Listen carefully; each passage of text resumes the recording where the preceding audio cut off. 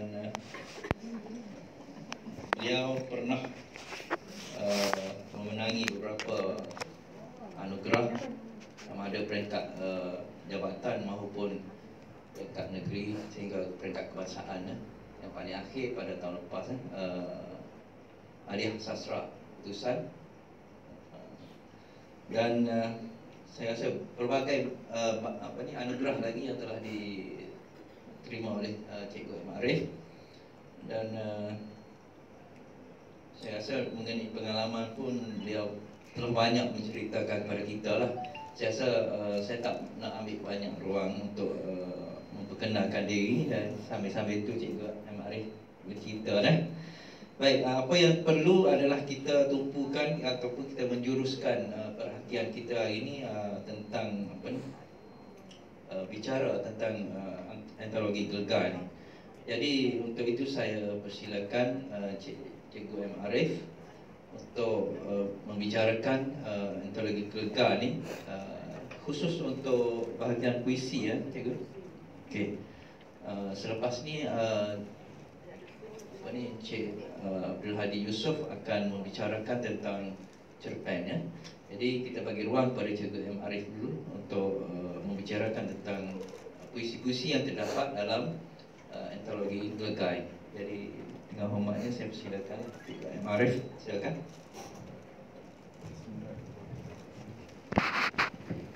Bismillahirrahmanirrahim. Assalamualaikum warahmatullahi wabarakatuh. Dan selamat pagi.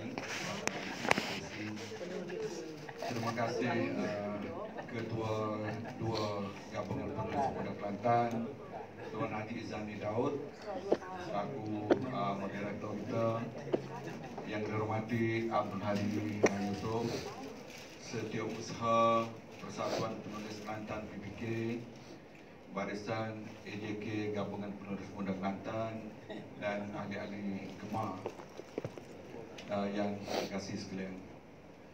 Okay, terlebih dahulu, marilah kita panjatkan kesyukuran kepada Yang Maha Pencipta, kerana dengan limpah kurnianya kita dapat bersama-sama dalam majlis ilmu, iaitu majlis mendalami puisi yang termuat dalam antologi Gelgar. Saya tengok buku antologi Gelgar ni, kalau ada di tangan tu boleh buka.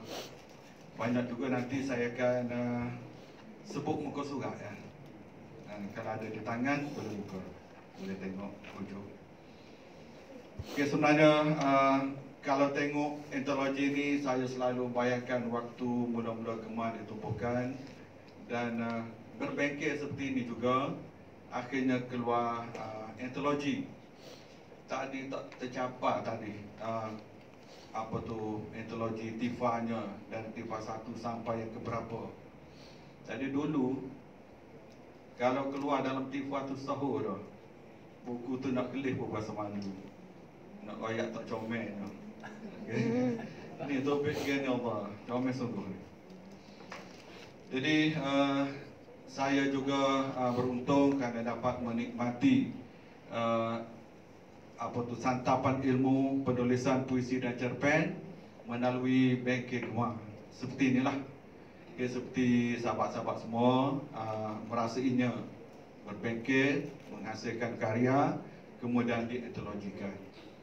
Jadi saat awal dulu tahun 1985, itulah waktu saya mula berbengkel dengan Gabungan Penulis Muda Kelantan. Banyak ilmu saya peroleh, walaupun sebelum tu saya memang teroka sendiri. Saya mula menulis tahun 1982 dan karya pertama 1983. Kira lah agak dia kata berapa tu. Tadi disebutnya oleh Ketua Dua 67. Okey, maknanya saya teroka sendiri sebelum saya mencari ilmu secara formal melalui bengkel. Okey, menulis Gelgar. Bilangan penulis yang menulis sajak seramai 36 orang. Ramai. Bilangan puisi dalam antologi ini sebanyak 87 buah puisi. Ada yang tulis, seorang tu tulis sebuah, ada sampai 3, kita maksimalkan 3. Walaupun ada berbelas-belas karya yang dihantar. Okey, tema. Kalau kita tengok tema apa yang dicakupi oleh para penulis puisi dalam Gelegak ini, kalau kita tengok itulah temanya. Tema kemanusiaan saya pecahkan kepada kasih sayang, 28. Antara yang banyak tu 28. Kemanusiaan juga percintaan, ada 3 karya, 3 saja. Impian, cita-cita, bahawa kemanusiaan, 5 buah puisi. Kemasyarakatan, dari sudut ekonomi, ada seorang, ada 1 karya. Kemiskinan, 2 karya, 2 buah saja. Mengupas tentang kemiskinan. Kebincangan masyarakat, ada 6 buah puisi. COVID-19 secara total, cerita tentang COVID ada 6 buah saja. Keagamaan menguasai tema dalam Gelegak ini sebanyak 30 buah karya. Berada pada tempat pertama yang diikuti oleh kasih sayang itu. Alam sekitar ada 2 karya. Kemudian patriotik saya pecah kepada 2. Tentang kenegaraan, semangat cinta ke negara maksudnya, ada sebuah sajak. Kemudian tentang mencintai bahasa, ada 3 buah saja. Jumlahnya 87 buah puisi dalam Gelegak. Jadi kalau kita perhati, rupa-rupanya tema yang menjadi pilihan tentulah keagamaan, kemudian diikuti dengan kasih sayang, bukan percintaan Romeo Juliet, tapi percintaan cinta akan anak, isteri, suami, keluarga maksudnya. Okey, jadi sesuailah dengan peringkat usia kita. Sebab kalau sebelum ni, dalam 5-6 tahun sebelum ni, tema ini berbeza. Okey, menunjukkan kematangan dan pengalaman para penulis. Okey. Ini saya pun kena pesan sentiasa jangan kejut pula kita baca tulisan Melayu tu. Ini peringatanlah kepada diri saya dan juga semua sahabat, apabila kita masuk ke alam seni, penulisan ni satu seni lah, sebahagian dari seni. Jadi biasanya apabila dalam diri kita ada satu seni, masih ada lagi seni yang menjadi kombinasi kepada seni yang kita tunjukkan itu. Kadang-kadang sampai 7-8 seni ada dalam diri kita. Tapi yang penting kita sudah pun masuk dalam dunia seni penulisan kreatif. Jadi tolong ingat sentiasa bahawa yang pertama tu, dan penyair-penyair itu diikuti oleh orang-orang yang sesat. Okay, seni ini boleh menghanyutkan. Okay, sebelum kita masuk apa yang ada dalam Gelegak itu, nak ingatkan diri saya dan juga semua orang. Okay, andainya kita salah bawa dalam dunia seni, maka kita akan hanyut, kita akan sesatlah. Okay, sentiasa waraslah. Okay, hati-hati. Tidakkah kamu melihat bahawasanya mereka mengembara di tiap-tiap lembah? Orang seni, khususnya penulis seperti kita ini, kita sentiasa mengembara. Kalau kita boleh pergi mana-mana, itu satu peluang keemasan untuk kita dapat idea. Okay, jadi maknanya orang seni ini orang yang suka mengembara. Kalau kita tak berpeluang mengembara ke tempat lain, kita sentiasa mengembara dalam khayalan kita, imajinasi. Orang seni, penulisan kreatif merupakan pengembara. Okey, hati-hati dalam pergembaraan, jangan sesat. Yang ketiga, dan bahawasanya mereka suka mengatakan apa yang mereka sendiri tidak mengerjakan. Betul lah, kita orang seni, kita sentiasa berimajinasi. Yang kita tak lakukan pun kita cuba adakan seperti realiti. Okey, sama ada dalam puisi ataupun dalam cerpen atau sebagainya. Okey. Dan yang terakhir, kecuali orang-orang iaitu penyair-penyair seperti kita ni yang beriman dan beramal saleh dan banyak menyebut Allah dan mendapat kemenangan sesudah menderita kezalimannya. Kita orang seni ni, seni menulis ni sangat menderita. Saya cerita tentang derita saya ni, Allah. Okey, nak jadi penulis sangat. Waktu tu sangat budak lagi nak jadi penulis. Sampai saya tengok bentuk penulis ni, dia punya penampilan, saya pun tiru juga. Dengan rambut panjang, dengan seluar saya, beko beg keluar saya tumbuh juga. Okey, masa tu. Okey, sezaman lah dengan Allahyarham Rahimudin, Saad Yaakob. Kalau boleh kita kacuh tu, kita tak tabah, oh kita lah rasa bebas. Okey, kemudian kalau saya sebut lagi menderitanya saya nak jadi penulis, saya asingkan diri saya, lain pada kita membaca meneroka tu. Saya pergi, mungkin saya pernah cerita tapi kena sebut juga. Dekat rumah saya tu ada sungai, Sungai Persetumbuh tu, Getok Persetumbuh, dekat PKT. Okey, sungai itu saya hampir maut di situ, menjala jatuh bawah tu. Tapi kemarin saya berhenti tengok, Allah tohornya sungai tu. Dulu nyari-nyari, saya ni memang tergelepah bawah dah. Sebab jala tambah tali tangan kan, masuk tu, nak tarik ke jala turun bawah. Kalau tidak, tak ada situ. Okey, dan di situ juga terpaksa bunuh diri, tekanan, terjun, mati, lemah. Okey. Sekarang ni saya tengok dasar dah tu dah timbul dah. Kalau terpaksa pakai lemah dulu tu. Okey, dan di sungai tu sebelah tu ada pokok sagu, pokok rumbia. Nak beritahu derita ni. Okey, saya duduk situ, saya buat satu kawasan tempat saya nak berkarya.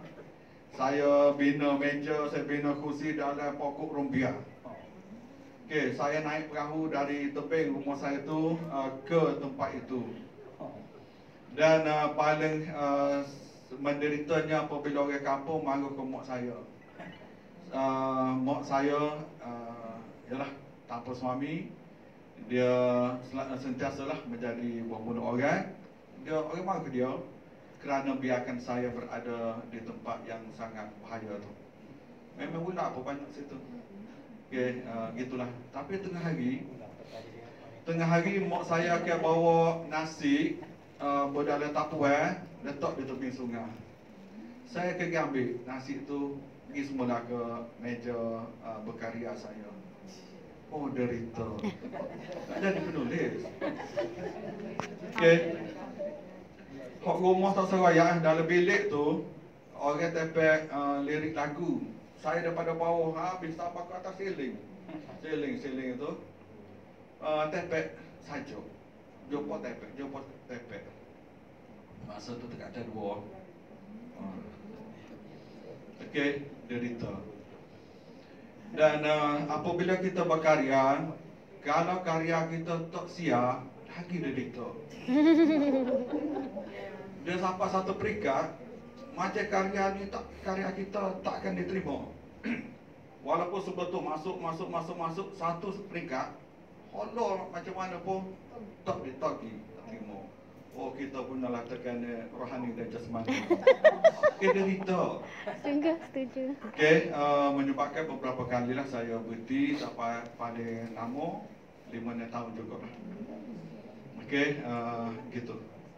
Tapi sebab puisi, cerpen itu berada dalam diri kita berhenti, dia semakin memberontak dalam tu, derita lagi kita.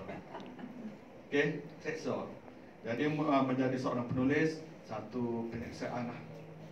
Okey, hidup kita sentiasa diseksa oleh minat kita.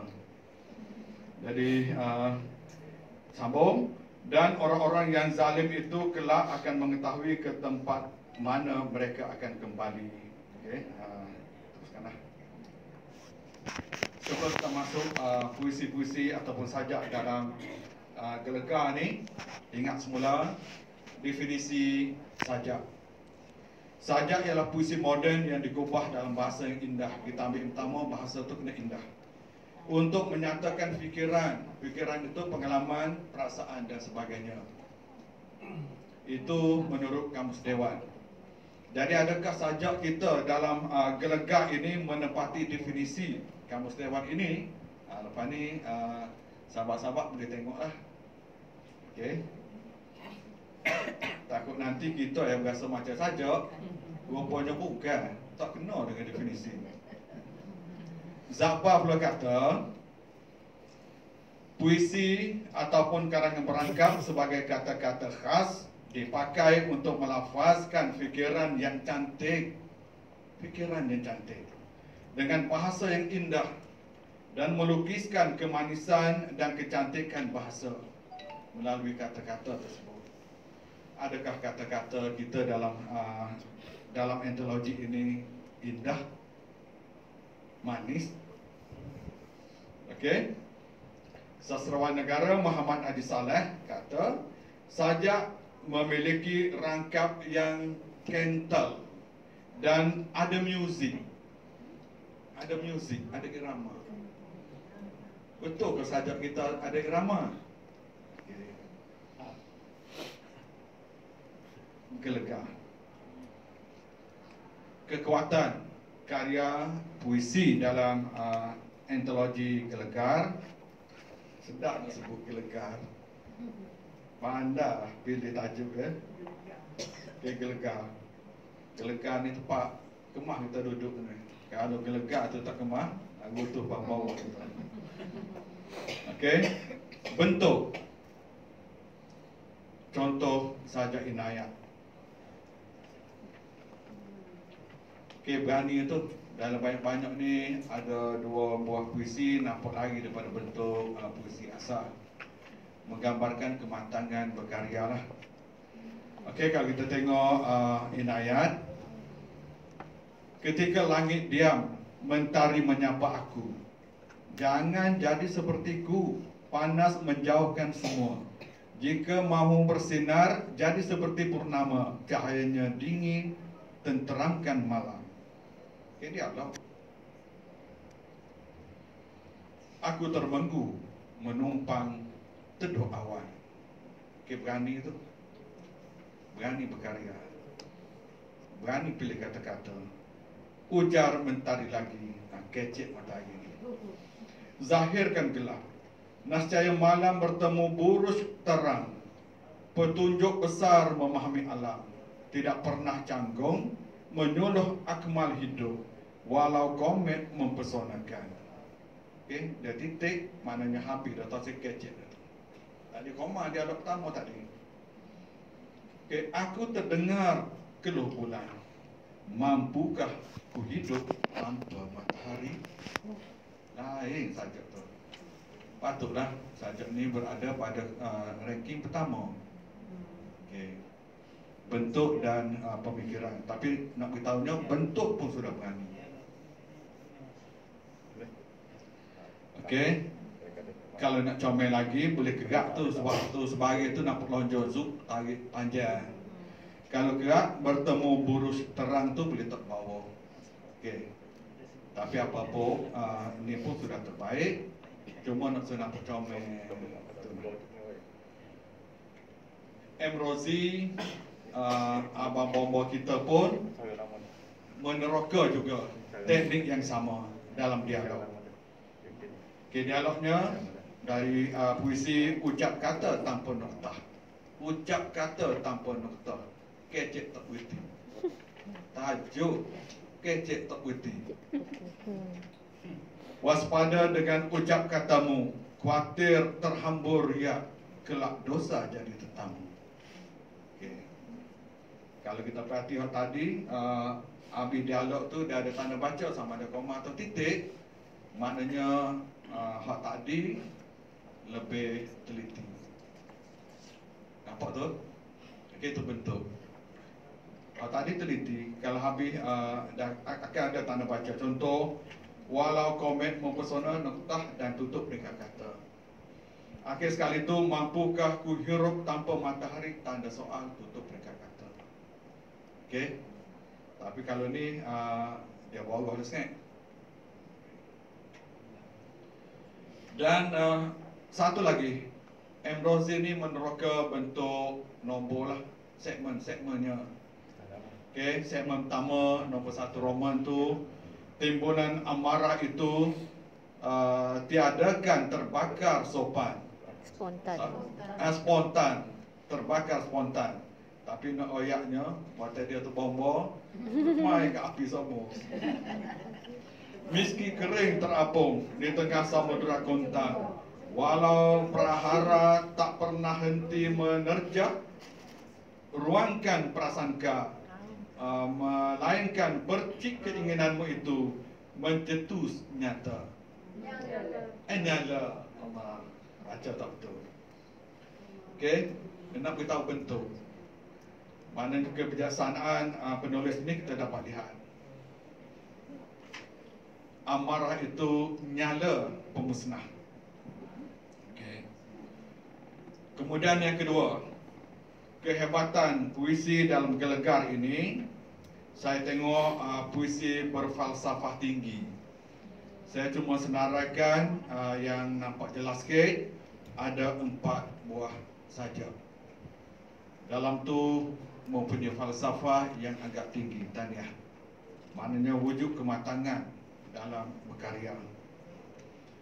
Contoh Inayat tadi memang kita dah rasa dah ada punya tahap falsafahnya. Bani A Zaini, muka surat 11. Daun kelapa tua, Nur Cahaya Wil. Suka saya baca ni, biasa ya. Mana dah Nur Cahaya Wil? Kat tanya sikit. Allah, sahabat kita ngaji sekali dulu. Dan juga dengan Cik Abahnya ketika kita berada di Ditra dan juga di Changlong. Okey, suka tengok, biasa. Tapi dalam tu ada falsafahnya. Secakir doa setulus harapan, Rohani Ismail. Ada ke sini? Tak ada. Okey, boleh tahan muka surat 68 dan juga 69. Kota kuasa yang terbakar Sujatawi. Tapi hak lain pula menanya. Bukan hak ni. Saya suka falsafah dalam ni. Okey. Kita ambil satu contoh. Daun kelapa tua, Nur Cahaya Wil. Nak hayati dia punya falsafah dalam tu. Aku daun kelapa yang tua, jatuh berselerak di bumi. Ada mata memandang sampah, ada mata memandang guna. Maknanya orang tengok kau kita daunnya ni, mungkin kita ni sebagai sampah, tapi ada juga sebahagiannya orang tengok kita ni, boleh pakai, boleh guna. Siapa kata aku, daun kelapa yang tua sudah hilang upayanya. Sekurangnya aku, cuma waktu kata tu rasa kurang sikit. Sekurangnya aku masih mampu menjadi karak. Dia selagi pun saja tu ada karak juga. Karak. Tahu ke karak? Karak itu jamu. Zaman dulu kita guna ganti lampu suluh. Okay, jalan tengah malam kita nyalakan, kita bawa. Okey. Sudah hilang upayanya. Sekurangnya aku masih mampu menjadi karak, menerangi kegelapan malam, menjadi penyapu, membersih sampah bertaburan, menjadi lidi pembilang anak-anak kecil belajar mengira. Antara itu 3 fungsi masih ada pada diri daun kelapa tua ini. Setidak-tidaknya tua aku masih mampu berjasa pada mata berharga. pada orang yang pandai mengguna dia tu, dia akan tetap memberi jasa lah. Bukan kepada orang yang tengok kita mata sapoh. Okey, mata tinggi. Bendanya daunnya tu yang nak koyak. Okey, bijak. Okey, tahniah. Jadi satu lagi lah istilah yang selalu kita pakai, penyair ni seorang yang cendekiawan, seorang yang bijak. Sebab orang lain berfikir lapis, penyair berfikir berlapis-lapis. Okey, mikir tu dalam doa. Okey, tentang benda tu, tentang persekitaran, isu ada nak beritahu. Jadi Nur Cahaya Will sudah ada dalam pemikiran itu, pemikiran penyair. Tahniah. Okey, cuma beberapa sajalah, kalau tidak kita lewat hari ni. Okey, nak ambil rasa apakah kekuatan sajak yang ada dalam ni. Yang kedua, saya kagumlah dengan gaya bahasa yang ada dalam puisi-puisi ini. Andainya sahabat-sahabat semua tengok balik puisi sendiri itu, kalau nampak tidak menepati, dan ini nak masuk yang kedua dah. Tadi falsafah 3 dah. Tadi bentuk, kemudian falsafah. Ni gaya bahasa. Kalau tak ada lagi tu, maknanya karya kita tu masih longgar. Okey, kita ada masa, kita ada waktu untuk kita tajamkan lagi karya. Gaya bahasa ni biasalah anafora, responsi, epifora, ni istilah-istilah ni, pengulangan. Okey, jadi kadang-kadang kita panggil repetisi, benda tu. Ada unsur personifikasi dalam sajak. Kadang-kadang sudah sajak Faisal pun tak ada gaya bahasa dia tu. Rupanya pakai sajak kereta kalbu. Simile. Ada metafora. Lazimnya metafora. Cikgu Anwar ni suka guna metafora ni. Dalam sajak tu kadang-kadang penuh metafora. Tahniah. Okey. Hyperbola, perbandingan yang melampau, yang berdoa. Inversi, ini dah sampai tahap tinggi dah tu. Inversi, membandingkan kata. Okey, inversi, terbalikkan. Nak contoh? Tapi dalam antologi ni seorang pun tak ada inversi. Dia contoh, kita balik ke kata. Contoh, rumah itu besar. Besar rumah itu. Pusing. Besar rumah itu. Okey, maknanya bila dah sudah tu kita nilai balik. Kita nak make up dengan gaya bahasa apa boleh masuk dalam tu. Okey. Paradoks, pernyataan yang bertentangan. Hak ni lagi mahal ni. Nombor 9 ni kalau ada ni puisi tahap tinggi. Okey, menangis dalam gembira ada juga. Orang macam itu sedih lah. Ini dah gembira, menangis dalam gembira. Biasanya penulis sajak akan ada gaya bahasa ni. Paling tidak ada dalam 2-3 gaya bahasa dalam sajak dia tu. Okay, tuan-tuan, puan-puan, sahabat semua, ada sajak dalam ni, ada tak gaya bahasa tu? Okay, ada. Dan ada ramai juga tak ada. Jadi saya tak sebut lah tak ada tu. Okay. Saya ambil satu. Metafora. Acik malam. Malam. Sajak ni sedap ni, acik. Tapi nama pena acik nak kita jadi acik ke? Nama pena ni, acik dia main peranan besar, sahabat-sahabat semua. Nama pena ni, kadang soho kerana nama. Karya tidak pernah mana pun, nama tu. Okey, contoh, kalau di Kelantan ni, Betapa comelnya nama Wadi Letter SA. Oh, sebut Wadi Letter SA. Sedap. Nama memperanan. Razak Rezeki Otomat, contoh. Rezeki tu mari masuk dalam tu. Oh, sedap. Leo AWS. Oh. Okey. Tapi janganlah kita tak begitu mau. Kalau tidak guna nama masa, kita ambil nama kepala sesuai dengan kita. Itu cadangan. Okay. Sebab dalam puisi Acik banyak yang ada kekuatan. Saya suka. 3 buah puisi itu boleh katakan semuanya saya suka. Okey, antara contoh dalam saja Acik malam tu Irama Gulana, Sarang Pujangga. Okey.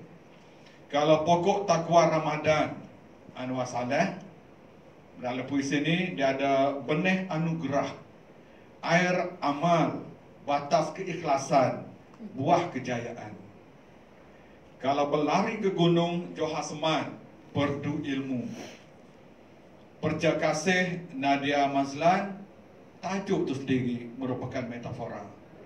Kalau karak cinta Nur Cahaya Wil, tajuk itu sendiri merupakan metafora. Karak cinta, karak boleh pegang, cinta ni bagai abstrak. Okey. Kota kuasa yang terbakar Sujatawi. Saya suka saja ni. Kota kuasa itu merupakan metafora.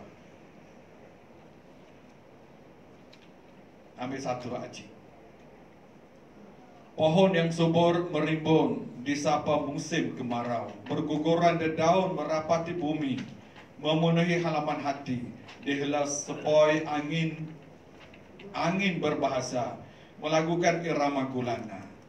Irama gulana.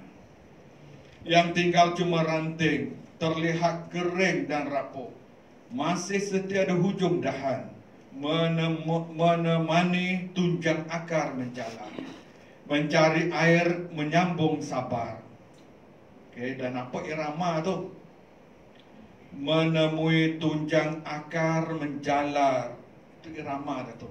Pak Muhammad Saleh sebut tadi. Mencari air menyambung sabar. Okey, akar menjalar sabar. Tapi jangan berdoa pula, jadi kau pelik pula. Okey, ini comel ni. Tergantung sepi sarang pujangga, kemanakah berburung terbang? Mengapa hilang tanpa berpesan? Cepatlah pulang kerana malam berangsur datang. Okey, pulang datang, terbang, hilang, irama. Okey, kemudian personifikasi Acik juga. Kerlipan rasa. Saja dalam tu bisik kejora. Kejora ni bintang. Bintang boleh bisik. Apa tu? Bintang bisik. Okay, maknanya bintang ini memakai sifat manusia. Personifikasi. Dini hari mengusir pergi mimpi. Wah, ni hamba. Dini hari kita hamba mimpi. Macam orang halau. Menghalau mimpi. Okay, tanya bijak. Kemudian Cikgu Anwar Saleh, Tanjung Piai, Malaysia, Singapura, Pulau Karimun menghulurkan tangan persahabatan. Rupanya Malaysia, Singapura dan juga Pulau Karimun ni ada tangan jodoh. Okey, bijak menggunakan personifikasi. Okey, tanya. Maknanya dalam penulisan puisi kena berhati-hati benda ni. Okey, make up untuk puisi lah, supaya sempurna puisi kita. Saya ambil contoh Cikgu Anwar, Tanjung Piai. Saya cuma ambil rangkap tersebut saja. Berada di lorong kananmu seperti erat tali persaudaraan. Malaysia, Singapura, Pulau Karimun menghulurkan tangan persahabatan. Okey, bagus. Ada juga hyperbola, berdoa pembandingan ni. Okey, M. Rozi dengan saja amarah itu nyala pemusnah. Ketika amarah sedang marah. salah eja ni. Marah sedang marah, kau merok dalam tu. Cuba tengok kau marok Kalau dalam ni gapo? Cuba tengok muka surat M Rozi. Sorry M. Merah. Muka surat Sedang merah. 27. Merah. 27. Merah. Bawah. Sedang Oh, merah. merah. Saya naik saja. Sedang merak. Ketika amarah sedang merah, 15 rebaknya rebaknya menjarah. Okey. Perbandingan yang melampau. Menjarah ni maknanya menjajah. Okey, awal Ramadan 1441 Masko Zakaria. Okey, Masko pelik nama. Cuma warna merah Ramadan tu kita kena jaga ejaan. Pastikan ejaan kita kena betul lah. Ikut kamus. Merah tu salah tu. Okey, tidak ikut kamus. Mendung awan hitam berjujuk. Jujuk beratur jujuk. Okay. Bahasa Kelantan. Tapi ada dalam kamus. Beratur jujuk. Berjujuk. Mendung awan hitam. Oh, pakat beratur macam mula-mula Covid kan. Jujuk, jaga jarak. Okey, kemudian karak cinta. Hai Popala Nur Cahaya Wil. Api cintamu marak menyala. Oh, nyala. Okey. Bagus Tania. Gaya bahasa yang sangat menarik. Kita ambil awal Ramadan 1441. Okey, saya ambil rangkap kedua. Telah 2 hari bertemumu Ramadan. Nikmat Allah datang tanpa diduga. Hujan mencurah-curah membasahi bumi. Dinginnya pagi ini menyentuh dermis luar. Roma rambut terasa meremang. Kulihat mentari. Mendung awan hitam berjujuk.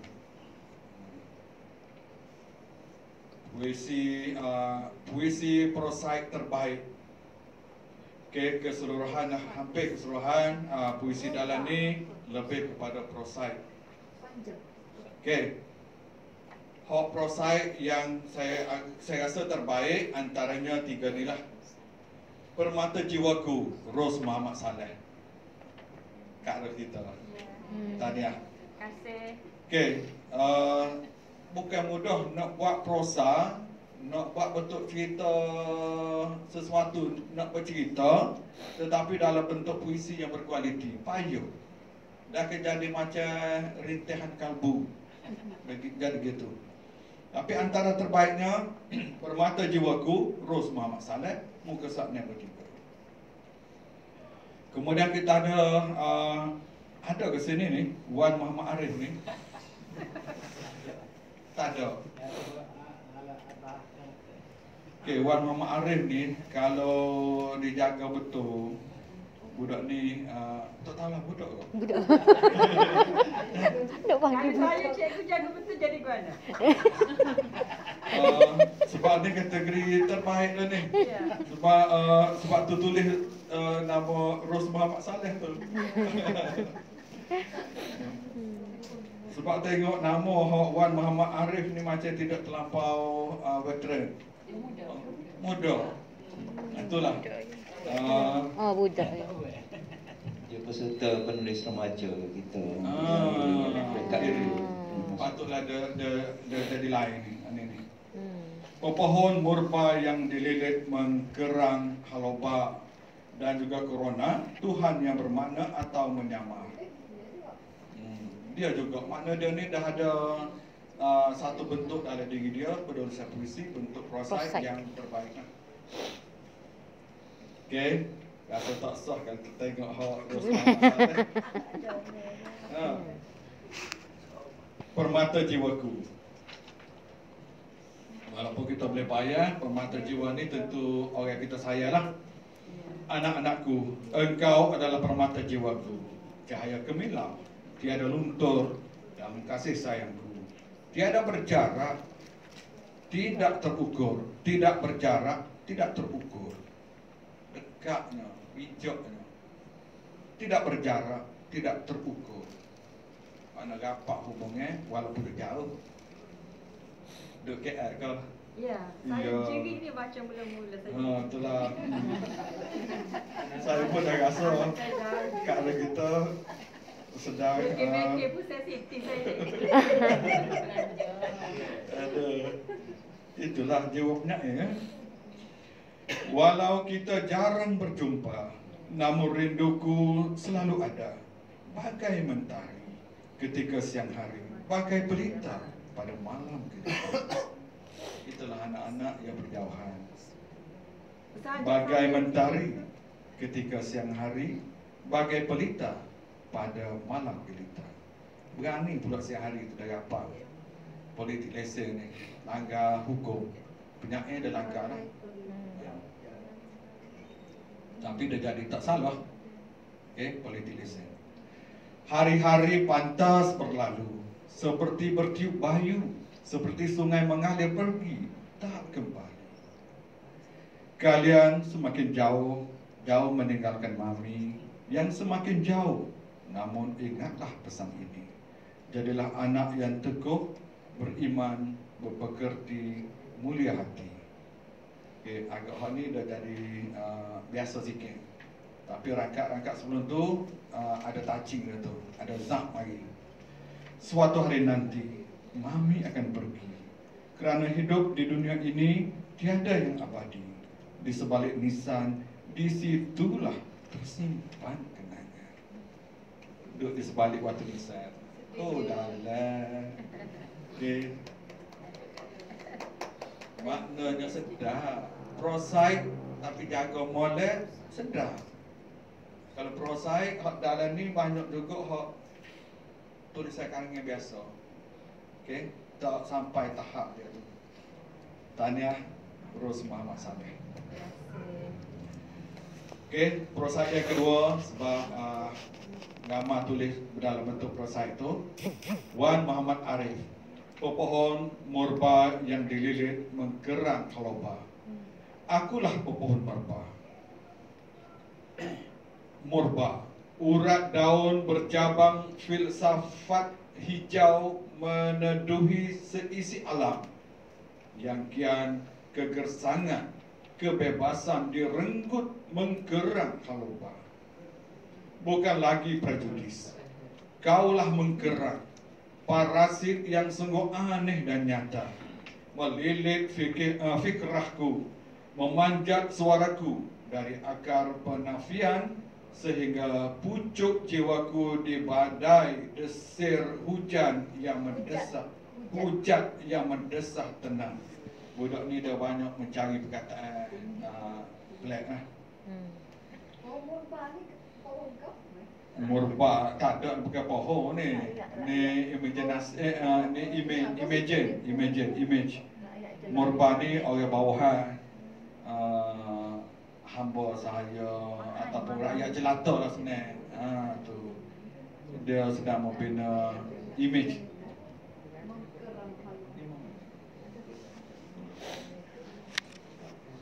Okey, tak baca dah, cuma nak tunjuk budak ni berani.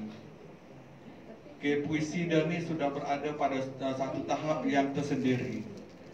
Okey, kalau dia fokus molek, dibimbing molek pula, rasanya antara pelapis besar negeri Kelantan. Dia nampak dah. Kita masuk kelemahan dah lah. Ini puji. Lepas tu nak kutuk pula. Tidak kutuk. Tegur sikit. Okey, sebab skop masa kita tidak panjang, jadi sambil kita berceloteh ni, gitulah. Kita dah nampak ada gambaran kekuatan, bandinglah dengan karya kita dan kita tengok kelemahan. Lewah ni maknanya benda kita panggil sajak tu tidak tajam, tak tajam. Lewah-lewah. Hal ni ada pada muka surat 15, 17, 31, 33, 35, 36, 37, 38, 45 dan 57. Nah, tu ada boleh rasa kategori lewah tu. Okey. Biasanya hak betul prosait dah jadi gini kalau tidak tajam. Nak tajam setajam Ros tadi ataupun Wan Muhammad Arif tadi. Okey, Ros pun diganggu oleh satu rangkap tadi. Satu rangkap tu dah jadi hampir lewah dah. Okey, tapi hak lain tu backup sangat kuat. Terikat, kita rasa macam berada pada tahun 40 tahun, 50 tahun yang lalu baca saja ni. Dia ada ikatan, terikat. Tak bebas lah. 19, 29, 43, 54, 56.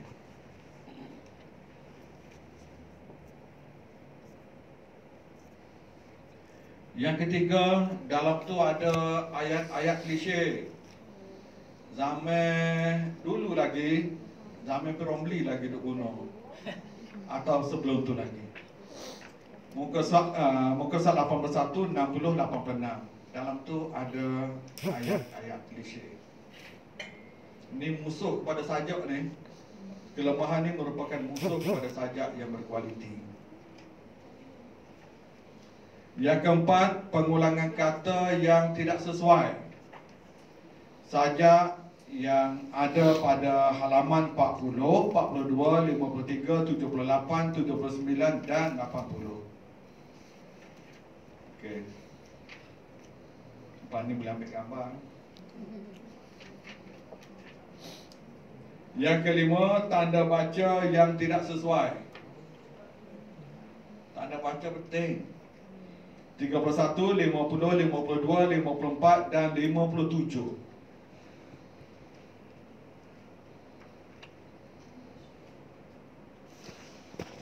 Bahasa Inggeris kedua. Kerana.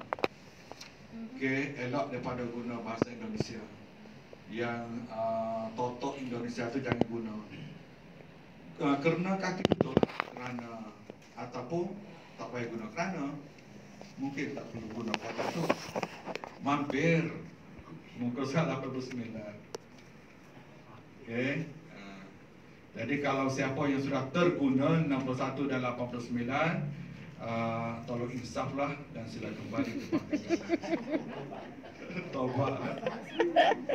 Taubat. Guna bahasa Melayu betul. Bahasa Melayu kita ada. Bukan kerana. Kerana. Itu kerana tu ibu-ibu, bapa-bapa.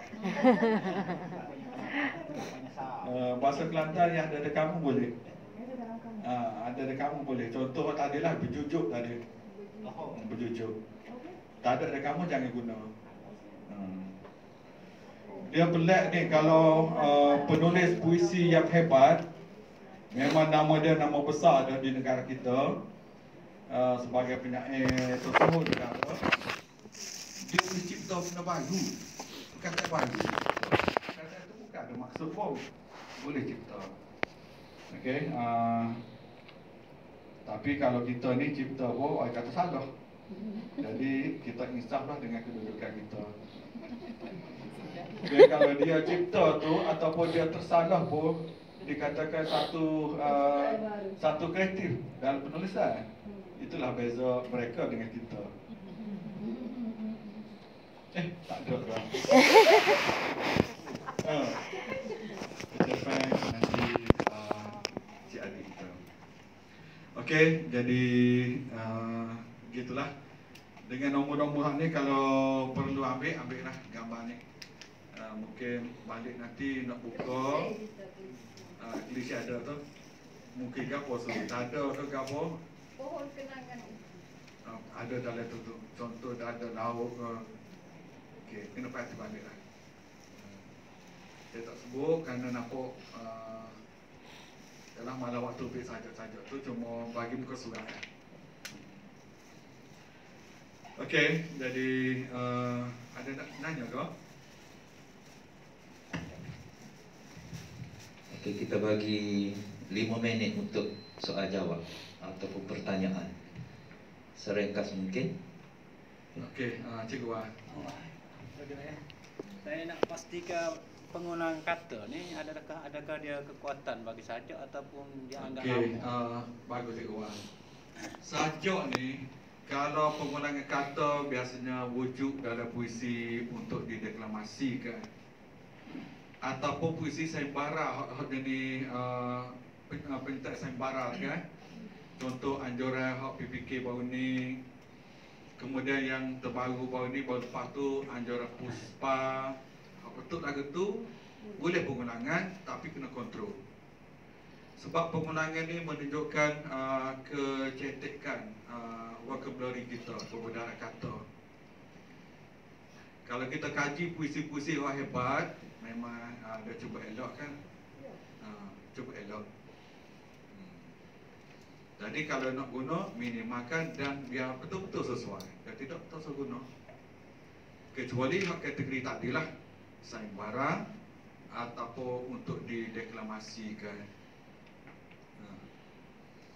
Sebanyak kau guna ulang Tapi orang panggil anak orang ke? Iya, tu satu teknik. Tapi siapa kau 2-3 perenggan, 2-3 rangkap pun dah main anak orang ya.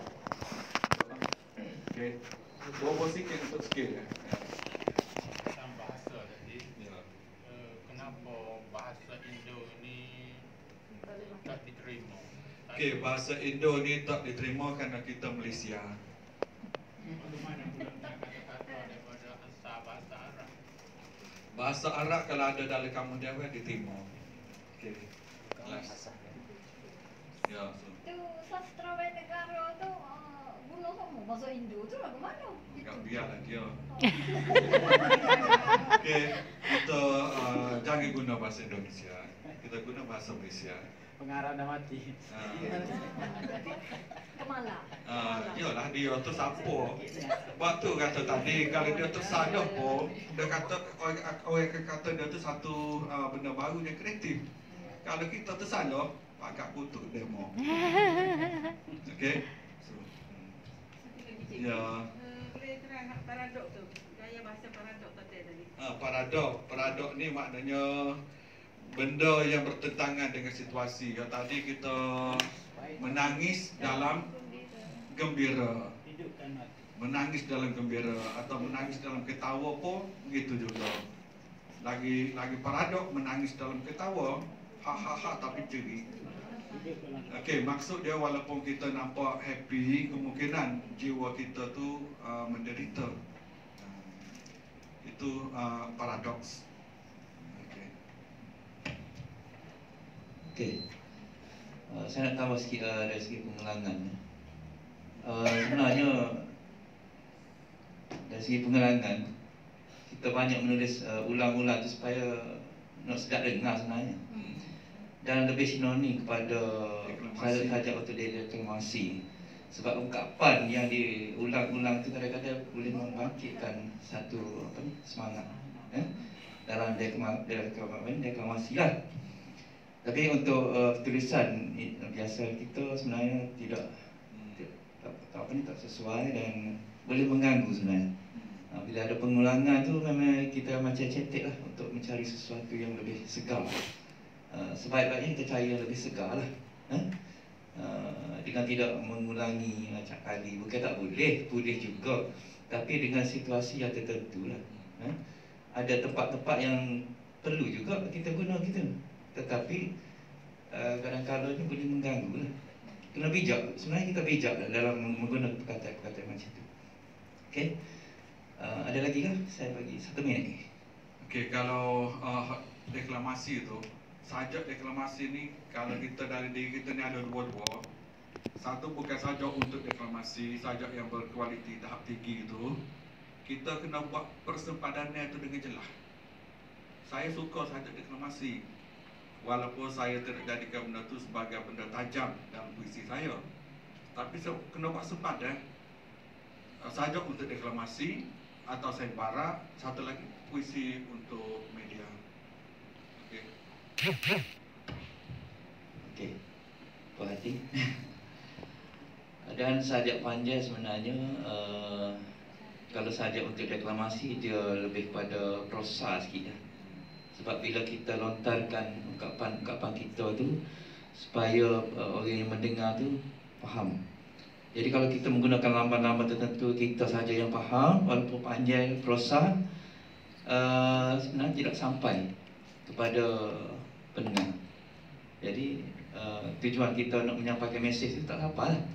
Jadi dengan kata lainnya, banyaknya sajak di deklamasi ini dia lebih bentuk prosa sikit dan tidak payah dari segi struktur ayat dia dan perkataan. Itulah yang saya perhatikan begitulah. Okey. Baik, saya rasa setakat itu dulu cikgu. Yang terakhir. Yang terakhir ada lagi. Yang terakhir ada dua perkara lah. Yang pertama, perbincangan saya dengan Abdul Hadi Yusof kemarin tentang perkataan deklamasi dengan deklamator. Okey, kita kadang-kadang kita terlepas pandang dan kita terpengaruh dengan benda yang salah, sehingga kita rasa yang salah itu betul. Okey, deklamator itu tidak ada dalam kamus dewan rupanya. Apatah lagi pendeklamator. Yang ada deklamasi dan pendeklamasi. Okey, kemarin baru bincang, kalau tidak diketuk pintu oleh sahabat kita Abdul Hadi Yusof, saya tak terpanggil untuk tengok semula benda tu. Ingat betul juga. Okey. Dan yang kedua, saya nak jemput dalam belakang secara umum begini, dan nanti akan masuk dalam WhatsApp pada 11 hari bulan 11 2020